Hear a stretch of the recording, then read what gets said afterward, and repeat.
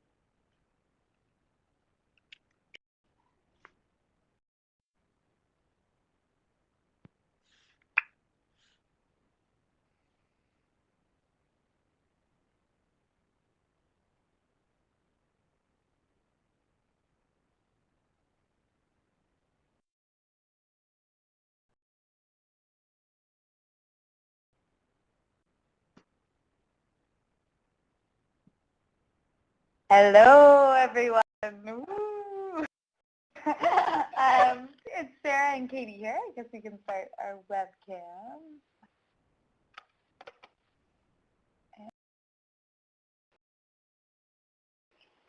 Hello. So welcome from the Meal Exchange National Office. My name is Sarah, and I'm the Programs Director here at Meal Exchange. And sorry about the flickering lights. We'll try to calm it down. We're not in a discotheque, we promise. Or are we? And this is Katie Field, the fabulous Trickery organizer who many of you have been connecting with. So she's going to take it away, but we'll wait maybe a few minutes just for any stragglers that come along. So again, it's great to meet everyone virtually. Hopefully we'll have the chance to speak later on, because I know I've been with you. So we'll get started. Great, and it's great to see everyone. Folks are using the chat box, so feel free to at any point send along questions or thoughts, and we can answer those. As well as at the very top of your screen, you can see there is someone sort of looking like a raise your hand, and that is the raise your hand option. So if you are able to test that out, that would be great. If folks want to try the raise their hand option just so we can see. Oh, great. Amazing. Okay.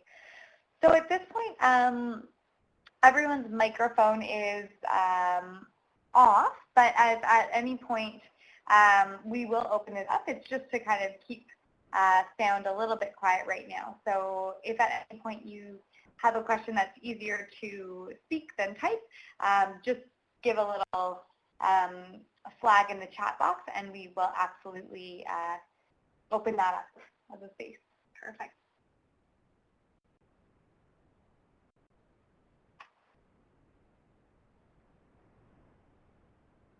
And actually, as we have a couple of minutes, we will hopefully record this session for other folks to use. So could we get a raise of hands if folks are comfortable with this being recorded? Oh, awesome. Okay. What a great function. Yeah, it's great. Wonderful. Okay, so we will start that off in about 2 minutes.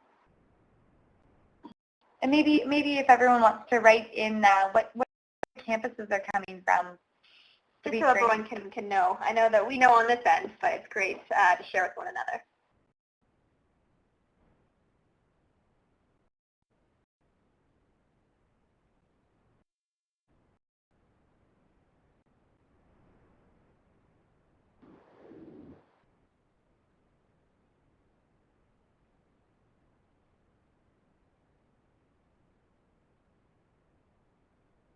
Oh, wonderful. Those are community organizations as well.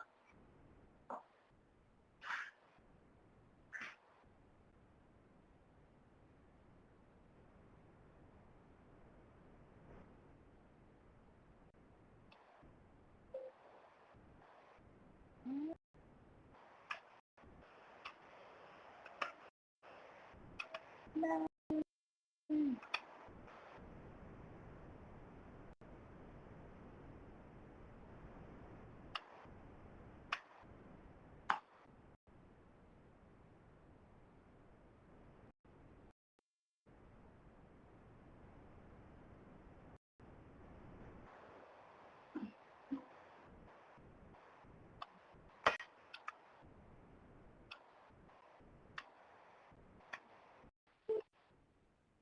Oh, great. Hello. Hi. Hi, welcome on. This is David from McMaster. Oh, wonderful. Hi, David. Thanks, David. Hi, how's it going? Wonderful, thanks. So we've got, you're on computer and phone. That works well. Okay, awesome.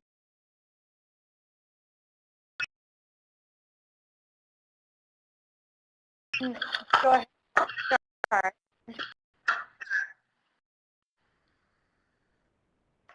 David, if you wouldn't mind Yes. just, if you speak, it will mute your phone just for now. And it would be great to hear your experience because you are a well-experienced trigger coordinator.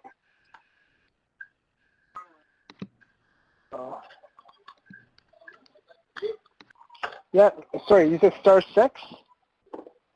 Star 3 should work. Star 3. Okay, no problem. I can do it right now. Thanks so much. Great. Okay.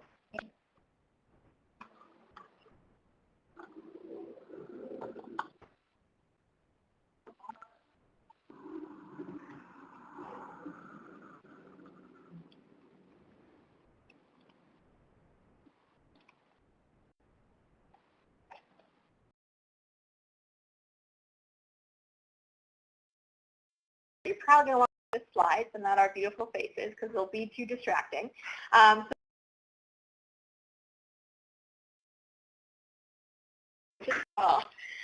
So tomorrow we're having a big packing day, so if you sent in your mailing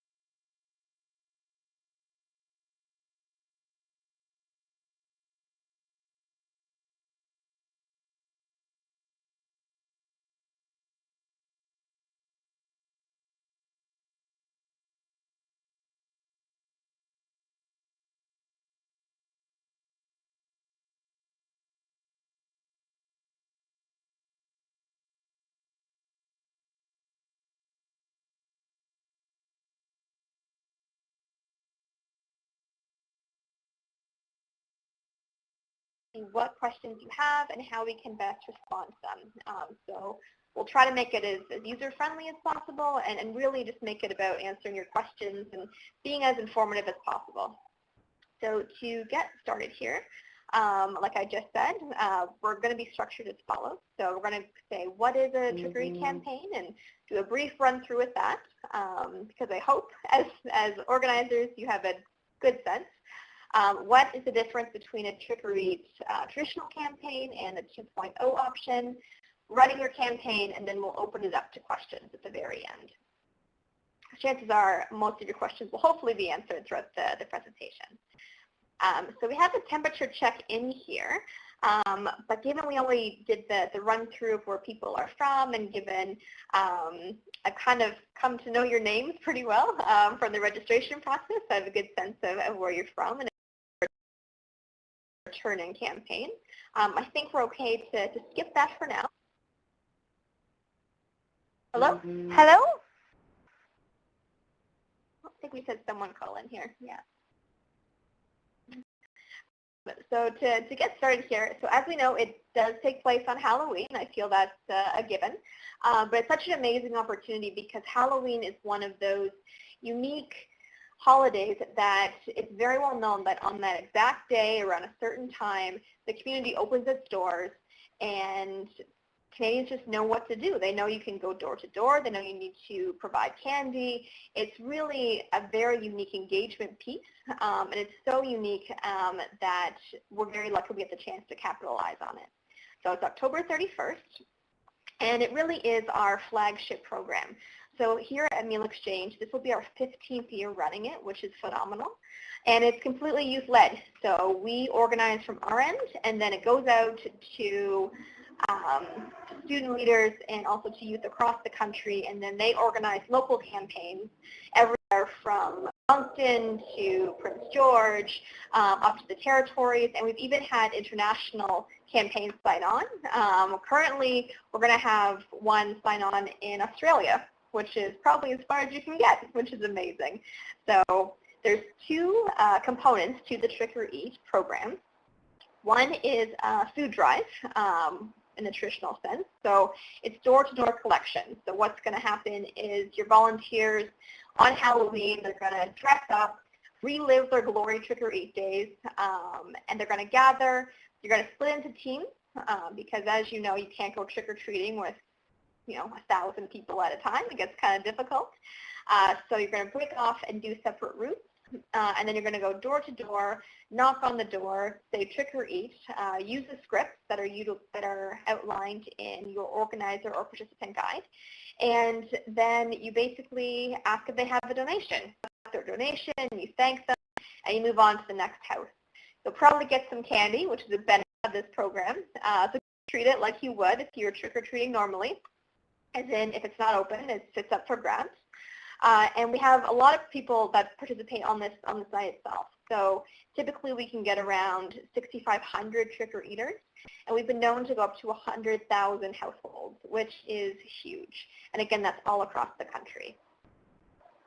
The second part to the Trickery campaign is generating monetary donations. And this is very important, and a lot of campaigns tend to try to gloss over this, but it's really, really crucial because in addition to canned foods, a lot of food agencies require monetary donations to help them do other aspects of their programming and allow them to really go beyond the emergency food needs. So it helps them to create gardens and other programs, cooking classes, and essential services that really help to move beyond just the emergency food need and start to tackle the larger issue of food insecurity in Canada. So this is the online fundraising software that you should all have registered on by now. It's called Untitled, and you can link to it through the Trickery website, through the button Register on the top right-hand corner.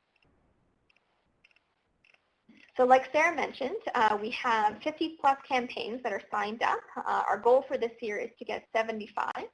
And as of now, like Sarah mentioned, they're all across the country. So we have campaigns everywhere from northern BC to southern Ontario to way out on Newfoundland. So all across. It's a massive effort with massive engagement, and the only thing that would be remotely close to it would be We Scare Hunger, which is an initiative of We Day.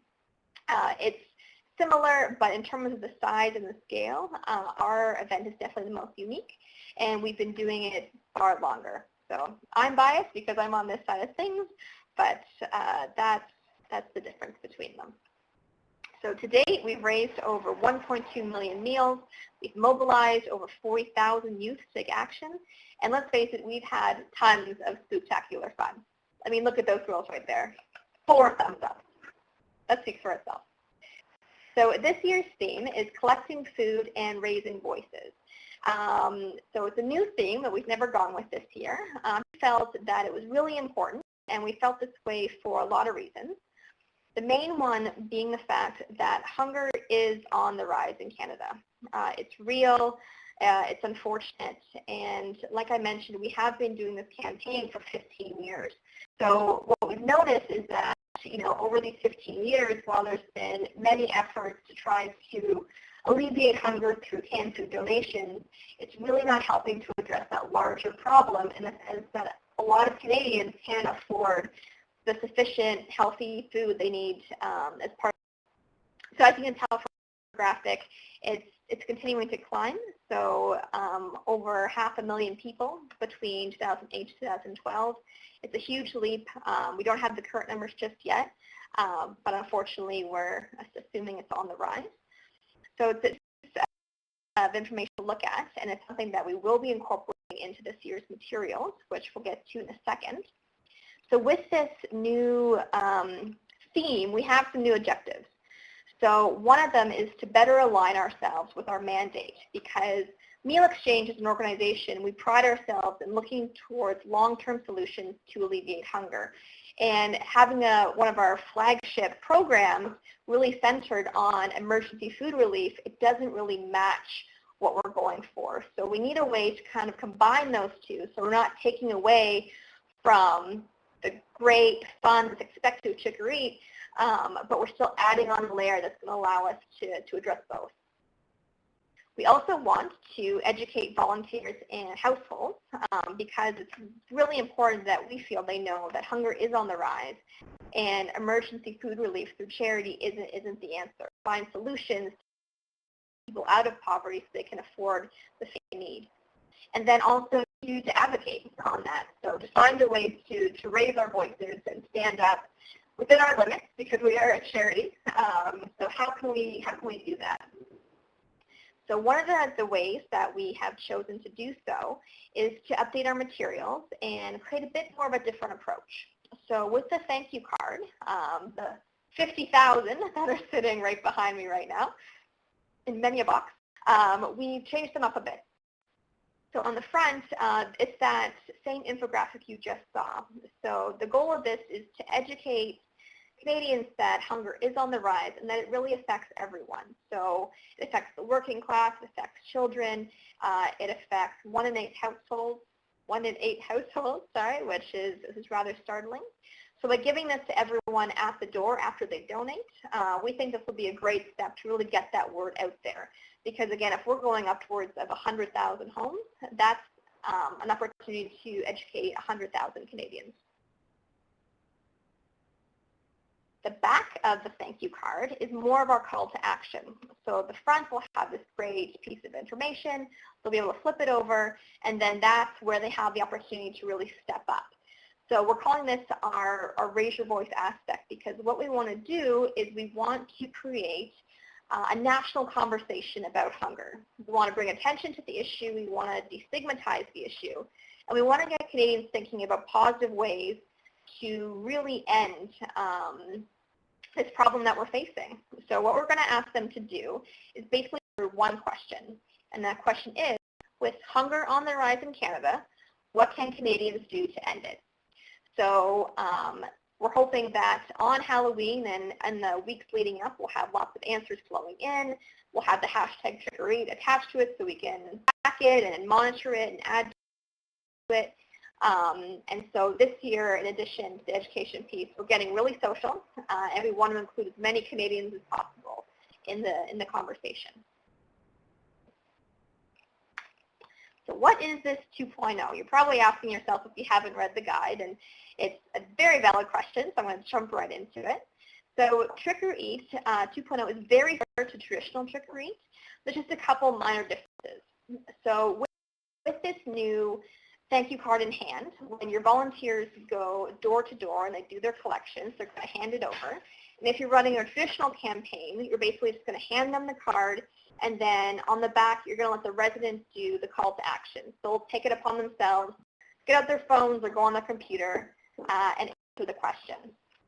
If you're doing a 2.0, you're basically going to take it that further. So in this case, you're basically going to have your participants or your volunteers ask the question at the door. So it would go something along the lines of, trick or eat, we're here with X campaign, do you have anything you would like to donate?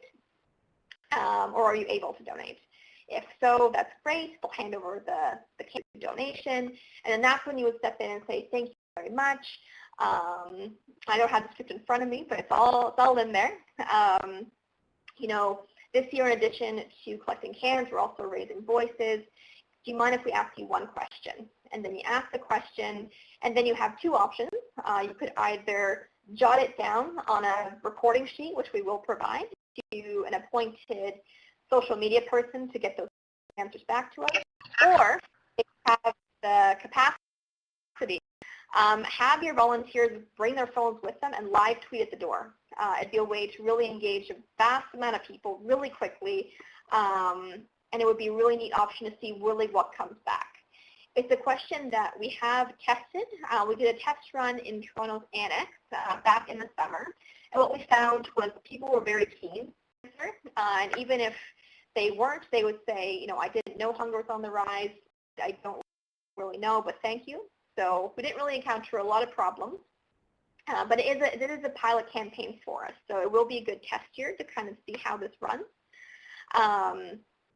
But with that in mind, you're not expected to have full conversations by any means. So you're not expected as a volunteer, if you're doing a 2.0 campaign, to go and have an in-depth discussion for 20 minutes about food security. It's not what we're asking. It's really just to go one step beyond the script, ask the question, record the response, and thank them. So that's the difference.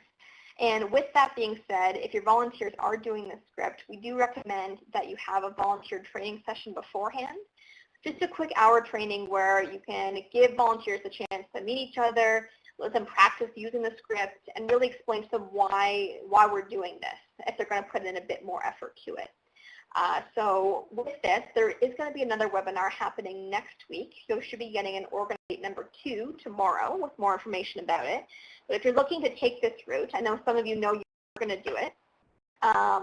We'll be in contact more, and with that webinar, we'll have a chance to really dig into training and give you all the tools you will need. So everything from a handout that you can provide to the presentation you can give to really just the play-by-play to make it as simple as possible, because we don't want you putting in any extra work. We know organizing a Trickery campaign can be intensive depending on the scale you're looking to do.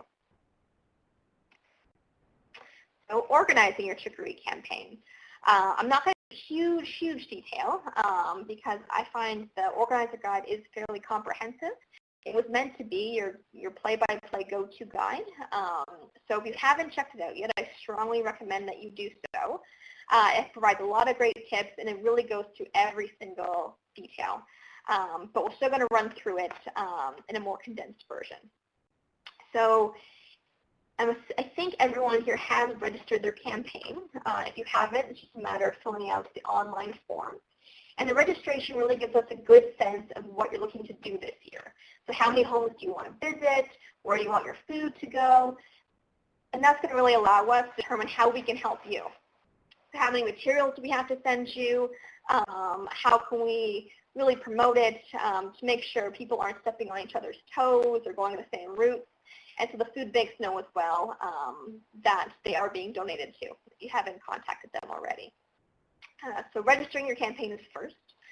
Once I have your registration and I know who you are and what you plan to do, from there I create your online campaign page. And that's the same platform that you would register on as an individual, like was mentioned before.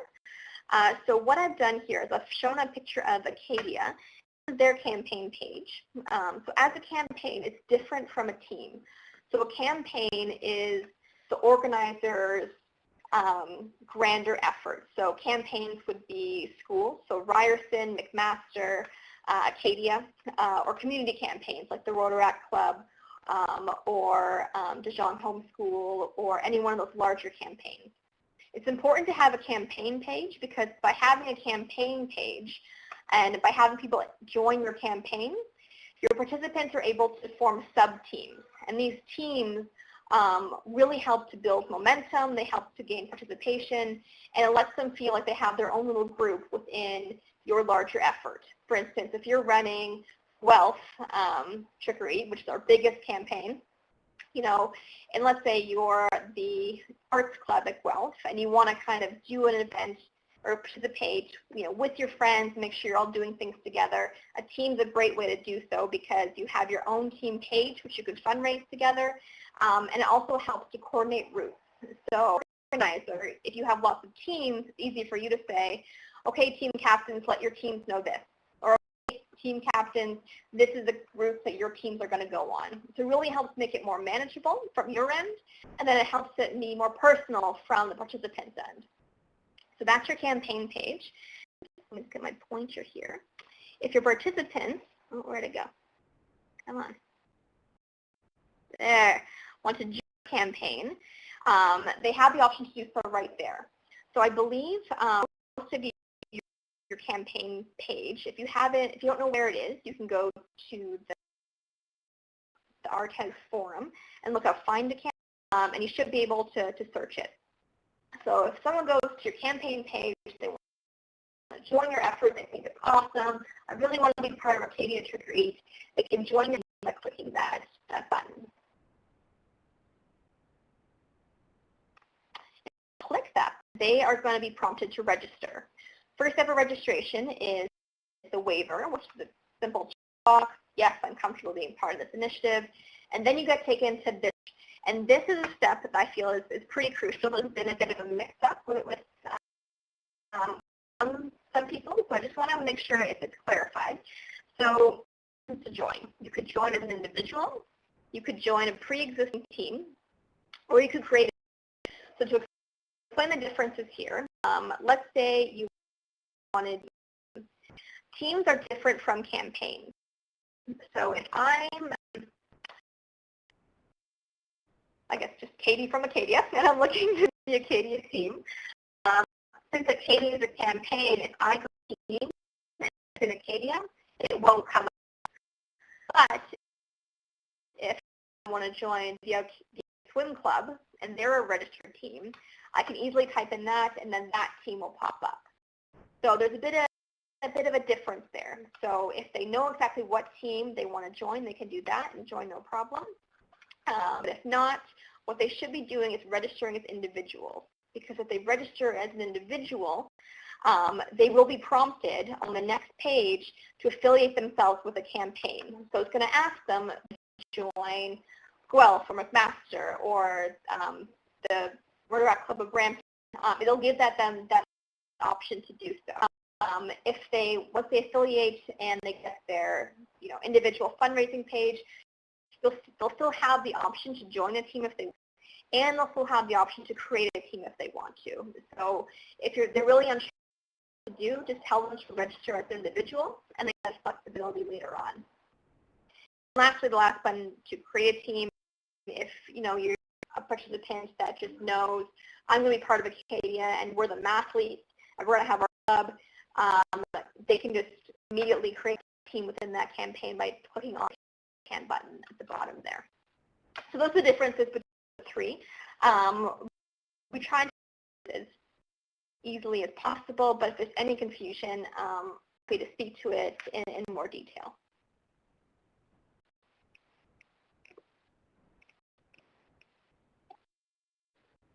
Right, so the next step, once you kind of get your page set up and you encourage people to join, is you want to do your logistics, and that's before the guide. I'm not going to go through step by step, but there's just big things you want to look at. So you want to make sure that you're secure your meeting location, because before you actually head out, you want to gather all your participants together, make sure everyone's on the same page, make sure everyone knows where they're going in terms of their Canvas route. And then also, too, you want to psych them up. They come out to you and, they're looking to have a good time. It's Halloween. So make it almost like a pre-party. You can have some music blasting. You could have a speaker from the organization you're supporting speak to why it's so important that they're getting this donation, both monetary and with canned goods. And really make it your own little event. So feel free to run with that, but just make sure you have a location in place. That it's better to start earlier than later. You also want to determine how your food is going to be collected. And with this, the aspect you want to do is you want to see your organization that you're donating to, because they might be able to offer resources, whether it be pickup bins, whether it be extra volunteers to help load. It can be very valuable, so I really recommend you would do that. If you're Canvas routes, make sure you know where you're going. It's always a good thing to know. The more teams you have, the more area you can kind of stay out and cover. But you as the organizer get to determine where in the city you get to be doing your collection. If you're a part of a school, you want student union approval. And then last, find some friends to help, because let's face it, running a big Trickery campaign on your own, you can do it, but it'd be more fun and more the stress if you have some good friends behind you, especially if you're a student, classes and other obligations to worry about. Don't be afraid to ask for help. One of the biggest pieces of feedback we got from organizers in past years is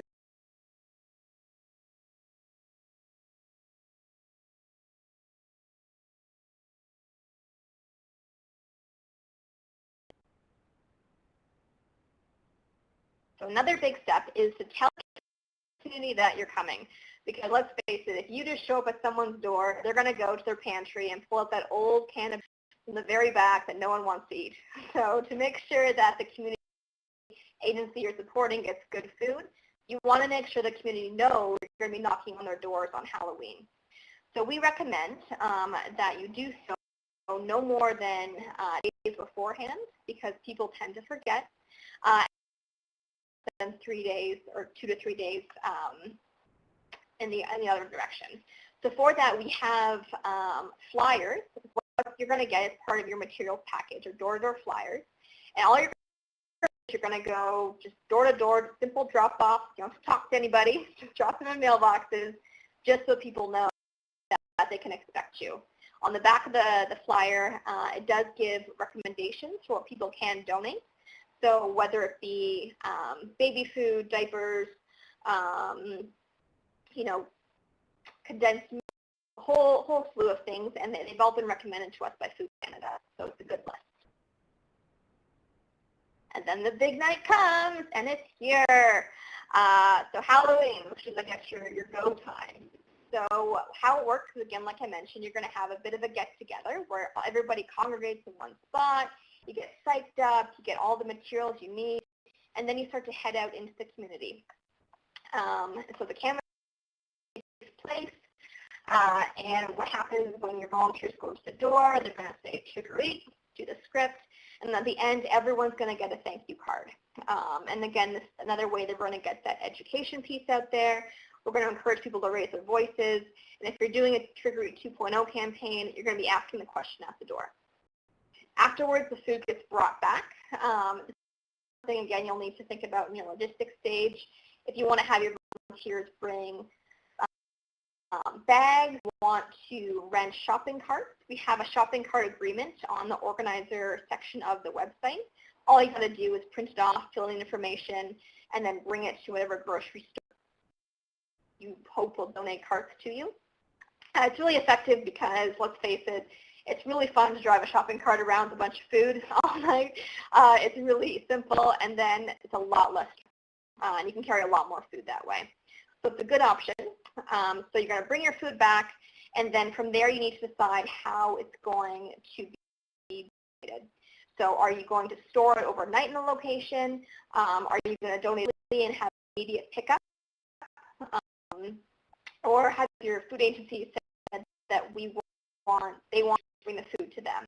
So just logistics you want to get sorted out, again, in the logistics section of the guide. But the more you have confirmed beforehand, the easier this night will be.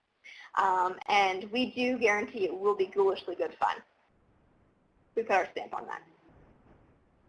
So after the event, we really want to know how you did, because the more information we can get from our end, the better we're able to capture what happened that night. So, for instance, how many people came out to help you, how much food you collected. We'll know your monetary donation values just based on the online. And we want to hear everything. If you're doing a Trickery 2.0 campaign, we want to make sure that all the tweets get out there and that we know, have a good sense really of how many people you engaged. And basically once we get that, we're able to really give you your deposit back, which is $50 that everyone needs to pay. So once you're wrapped up, we'll sort things out from our end. We'll do our final thank yous, and we'll make sure that you know how your campaign contributed to the larger event that is Trickery, because every donation counts. Some other things we can mention, in addition, given we are doing the social media aspect this year, which is new to us, we really want you to tweet, and really get our message out there, because in order to build this plan that happens on Halloween, it's good for us to populate our site beforehand. So tweets about food security, hunger, and really providing a good basis. So when someone goes to that hashtag Trickery, they can say to themselves, oh my goodness, people are really into this. Wow. So that's what we're hoping for. So if you go to our handle, which is Mila, we've already started the conversation. Great. Feel free to add to it. Feel free to invite your friends. Feel free. We're happy get you and really this as inclusive as possible. So keep it in mind. And one of the things we started doing on Twitter, which some of you have done, is to share the scare. And our thought here was, again, one of our goals is to raise awareness about hunger, but sorry? Then also to educate Canadians about hunger as well.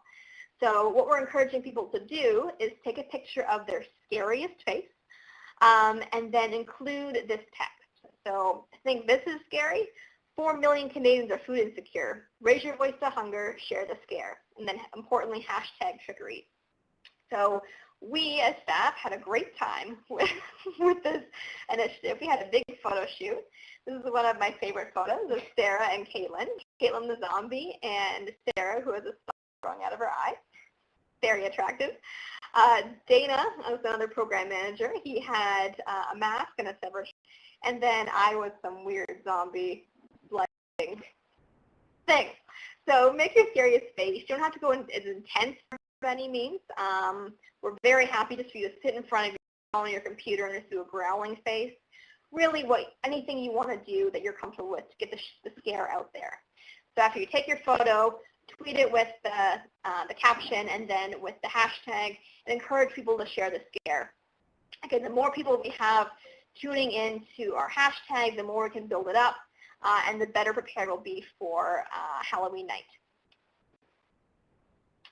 So at this point, that was a bunch of information to throw at you, but I thought we could jump into questions. Mm-hmm. So Sarah, being the tech expert for tonight, I'll still turn it to you to see how that would be best, if we want to do audio or if we wanted to have those typed in. Right. Great. So maybe what we can do is raise hands at this point, and we will hopefully get everyone who would like to use the microphone. The only factor here is if you would like to use a microphone, right at the top of the screen there should be a white microphone, and if you click on that, you should have the ability to enable your microphone. Looks like many of you do. So maybe we could just do a raise of hands at this point to see if anyone has a question.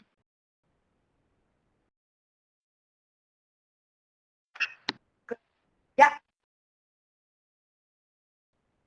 Hi. So my I'm here with Tori, by the way. So that's delayed.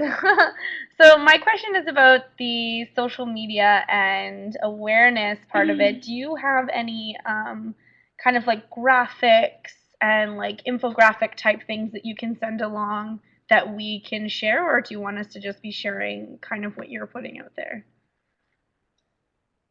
That's a great question. So Caitlin, our program manager, she is taking the lead on the Raise Your Voice aspect. So I would say in the meantime, feel free to share wherever you Sorry? We lost. Whoop. Oh, we good? Sorry, we're cutting out. Yeah. Oh, no. So I'd say in the meantime, feel free to... Oh, here. Melanie, if you're mute your mic would be, or I can, yeah, there we go, awesome. Okay. So I was saying, so in the meantime, Caitlin's been working on some things that we can start to be sharing out. So we should have an organizer update coming soon with some more details around that. But for now, I would just say start doing your scary faces, sending them out. And Mel, we saw yours right before the webinar, and we both thought it was amazing. Mm-hmm. So we encourage everyone to go on to our Twitter account and then check out what's already been done. And just feel free to add your scary face to it.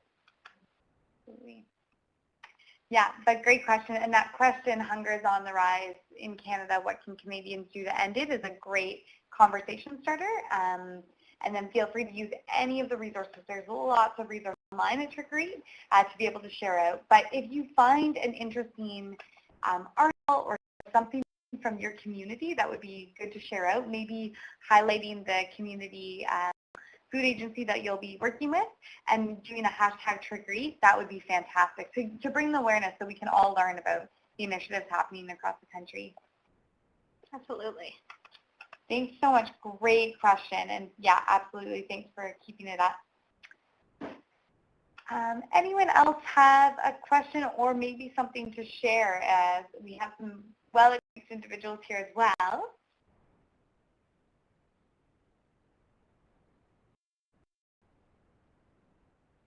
Linda, yeah.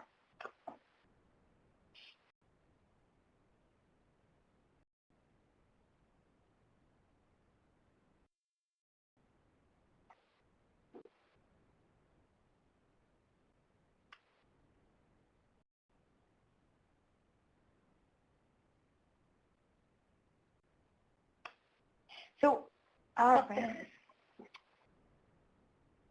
So Linda just typed, so for the campus organizers, what are some good ways to recruit participants?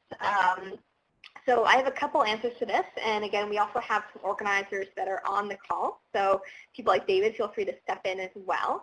So some good ways would be through your general outreach. So for instance, if you're on campus, things like posters, things like posting on message boards, things like reaching out to certain networks.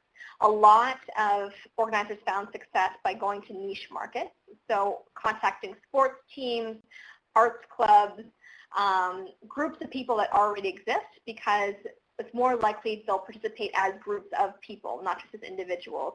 And so instead of recruiting one person, by recruiting a group, you can easily get 50 people signed on to your Trickery campaign, and they're already a team, which is amazing. So that's another good way.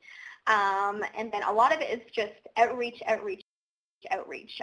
You think would be interested, doing cold asks to people, again, talking to groups. Those would be some of the things for me that come to mind. Is there anything for you? Yeah, and also maybe connect with some professors or classes that you know are focused on social issues or geographic issues where this topic of food insecurity might be quite important to folks, and either doing a class announcement or maybe even seeing if professors would be able to encourage students to participate as maybe part of a class project or just as a learning experience that they think might appeal. Also tabling too. We know some of our organizers in their student centers around campus just set up a table for a couple hours and just recruit people on the spot that way. So that's another way to generate some buzz. I mean, if you stood behind a table and had Darth Vader next to an Easter Bunny, I mean, that creates conversation. So it can easily draw some people over. Absolutely. Anyone have anything to add, any ideas of things that have worked quite well? And then, Chris, we will get to your question.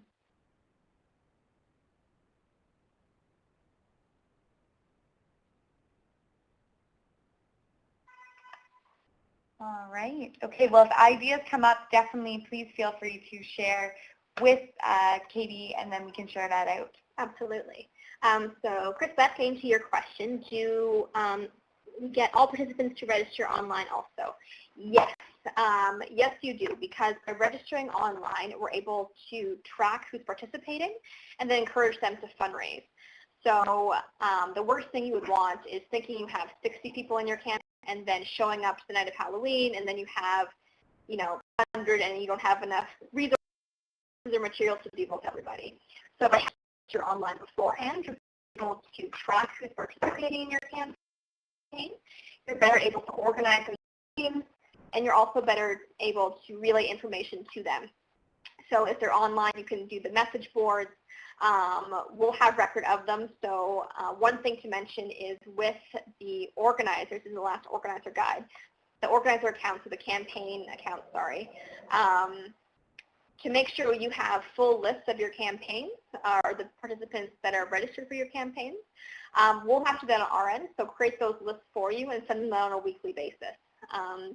It's just an unfortunate function of the software that we're using. We're hoping that next year it will move in a direction that will make it much easier for you But in the meantime, you can just keep a lookout on a weekly basis and set a time where you can expect lists of your participants to come in so you can contact them easily. And then another thing, by having everyone register online and you have team captains form, your team captains can be great also at relaying those messages out. So to sum up, absolutely, the more people you can get online to have their accounts, the better. Yeah. The other aspect of that, as Katie mentioned, is fundraising is a core part of this. And it's a really great way to start conversations by reaching out to families and friends and asking, I'm doing this because it's important to me and because I think it's important for Canada. And it's a really, really great conversation starter. I just started doing my outreach for my fundraising and have, been able to share this really important message with lots of people. And the way I'm doing it is for anyone who donates $20, I'm making them a small jar of granola and delivering it to them so we can continue the conversation. And it's also a really fun way to be able to connect with friends, new and old. Oh, I definitely want to donate to you. Absolutely. That's a great fundraising as well. And I mean, it's a good, I guess, piece to encourage people too, because by saying, if you donate to me, I'm going to dress up on Halloween and I'm going to go door to door and ask for canned food. So if you want to see me do that and support me by doing that, please donate. And again, any amount helps. The way we translate that to meal exchange is by every dollar that comes in, we're able to help food agencies provide at least one meal to people. So a little bit does go a long way. Wonderful. Any other questions? These are fantastic questions and really great to work out the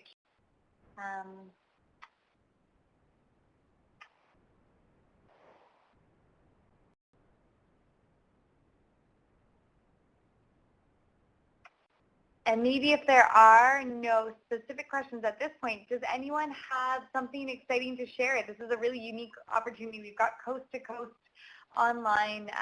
Anything to share about either an experience you've had with Trickery or a hope or challenge you foresee this year?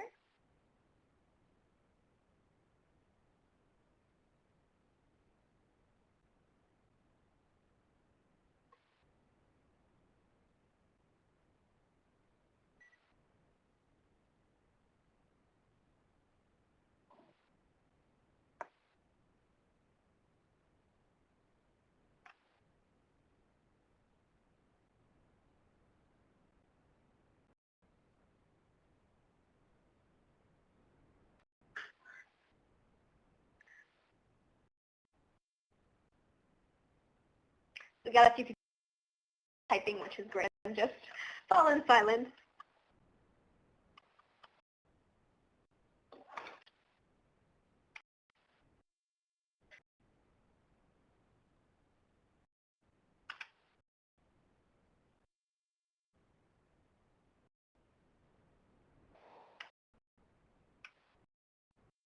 So I'll just read out what David just typed out. But he wants to share that creating a team package saves you a lot of time, which is a great point. So team captains, they're putting resources for them in terms of how they can communicate teams, route package in terms of where you'll be missing. That can save you a lot of time because it takes onus off you, because you could have, instead of people, you 4 people that you communicate to who spread the message to.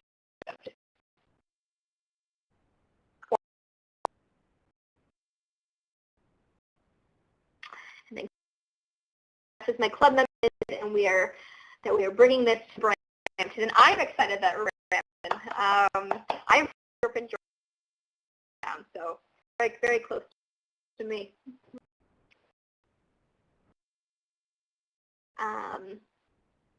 When will our organization campaign pages be ready to go?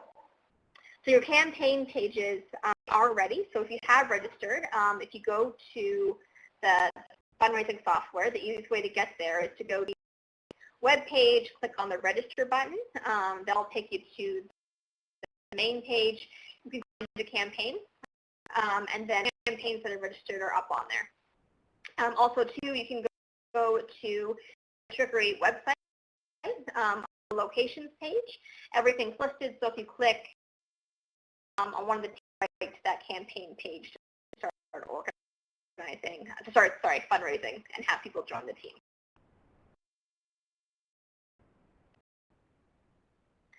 I also have Linda typing here. So we are really hoping to educate the participants that take part in Trickery this year and are doing things by inviting to come to campus to give a talk on food security issues. Amazing. And they are very resourceful people and know, oh my gosh, keep going, a lot about the food issues in our community. I think that's a great idea. The more your food agency involved, the better. I'm sure they would love to have more of a presence, be able to share why donations are really important. So it's wonderful. So whether it be or whether, again, they just come to your kickoff event, gathers beforehand to give you, that can also be really impactful for students and participants to hear, because if they know exactly where the food's going, it's needed, it creates that personal connection to them, and they may be more inclined to donate more so or participate in any other events or functions with that agency later on.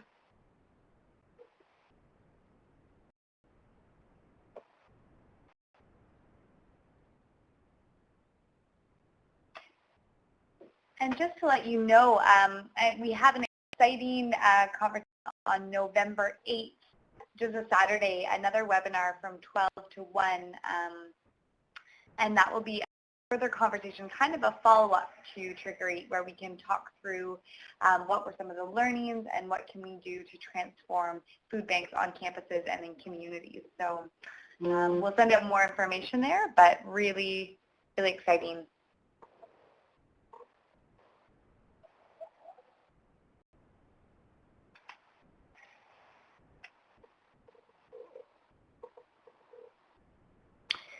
This is great too. Another point from Linda. Another way to get the conversation started is to facilitate a small activity before the participants go out and trick or eat. For example, you could do a food association game and have a small foam ball be tossed around and have participants say the first word that comes to mind when they think of the word food security or hunger. Great. So again, a great way to really have fun with it, but also engage your group, and that's a great idea. Word association. I got on. Yeah, but good clarification.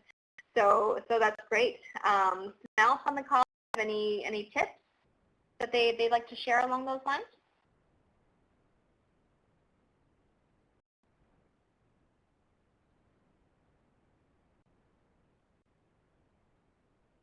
No? That's okay.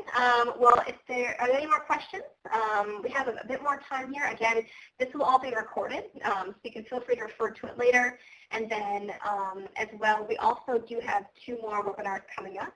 As mentioned, there will be one next week that will be just focused on Trickery 2.0 and getting your volunteers trained to go door to door, and by trained, just practice going door to door. And then there'll be one the following week on the 22nd, I believe, the Wednesday. It'll be similar to this in the sense that we'll run through for the organizing pieces, given it will only be 4 organizers. And then it'll be a great chance again to ask questions, get some last minute clarifications if you're running into problems or to get stumped, or if you're just looking for some inspiration for your campaign. And this, actually, David, this is a question for you. What kind of things do you include in the captain packages?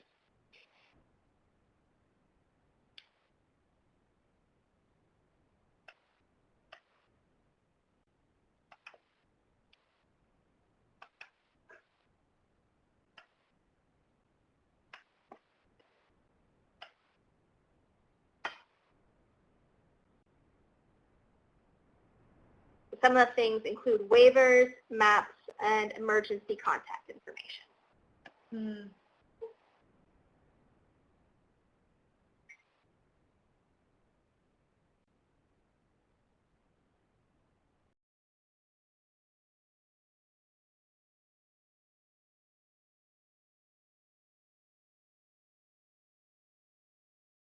given we have the new aspect of the Raising Voices, I would recommend printing off some scripts for your participants.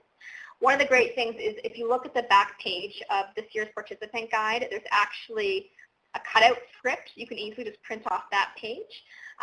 It's nicely laid out. It's very Trickery branded, and that would be just a great, easy way to give to your participants. So I would recommend doing it, and that's the best place you can find it.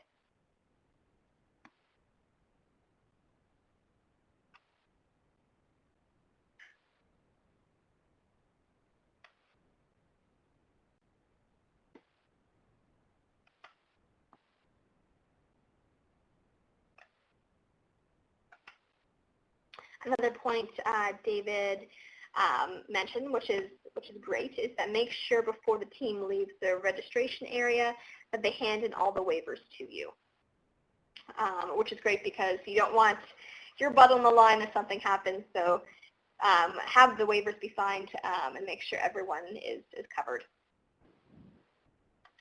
You'll be able to count them and see how many participants actually went out, which is another great way to count your numbers as well. Because while some people online will say they're coming, you never fully know. So it's a great way to gauge participation rate. Great point, David. Yeah.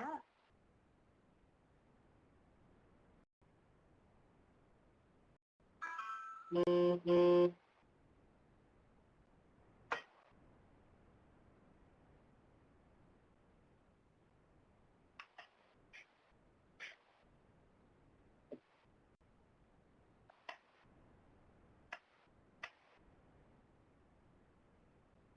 Also, debrief, another point from David, debrief with your teams after the event so you can make a transition report for next year. Great, especially if you're with a meal exchange chapter, and also if you're with a group where you know you want to be doing this year after year, or it's part of your program. So that's another great point that's been brought up. Also, by debriefing, it provides a bit of a wind down. Some previous campaigns have also used it as a second chance to have a bit of a party. So really, that's another opportunity to make it your own and decide how you want to have that portion of the night. So whether it be a debrief to thank everyone, because everyone, of course, loves to be thanked, to again hear from some kind of speaker briefly, and then potentially to do some kind of after event, whether it be for more bonding or just for some more fun Halloween festivities.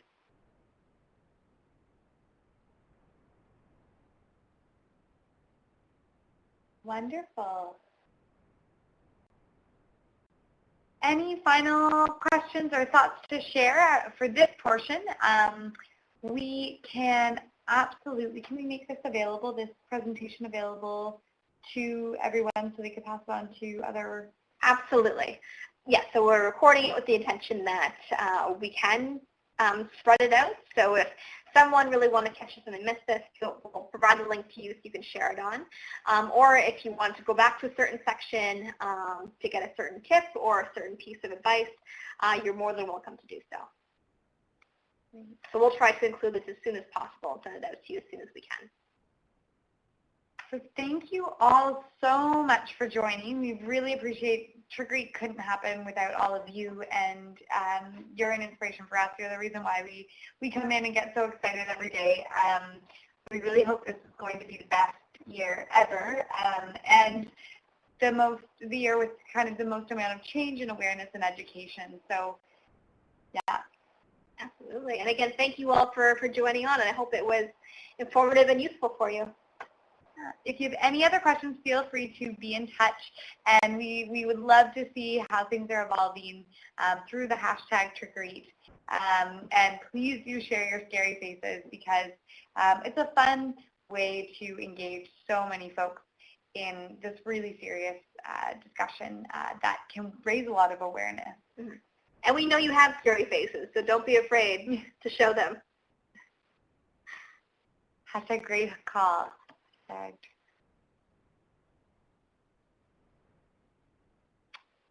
Awesome. Wonderful. Well, thank you so much, everybody, and we will talk to you all soon. Yeah. Okay, thanks.